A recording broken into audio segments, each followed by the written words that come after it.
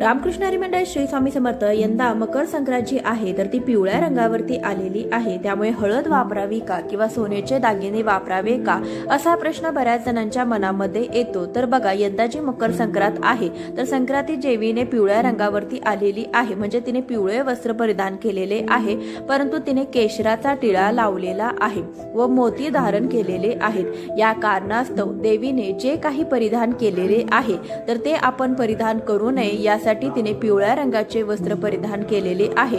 त्यासाठी आपण पिवळ्या रंगाची साडी किंवा पिवळ्या रंगाचे कपडे परिधान करू नये। तिने मोत्याचे दागिने घातलेले आहेत, यासाठी आपण मोत्याचे दागिने न घालता सोन्याचे दागिने तुम्ही घालू शकता। देवीने केशराचा टिळा लावलेला आहे, त्यासाठी आपण हळदी कुंकू वापरू शकतो। केशराचा टिळा फक्त आपल्याला लावायचा नाही। संपूर्ण व्हिडिओ चॅनलवरती आहे, त्यामध्ये तुम्हाला संपूर्ण माहिती मिळेल। पूर्ण व्हिडिओची लिंक खाली दिलेली आहे, त्रिकोणावरती क्लिक करून पूर्ण व्हिडिओ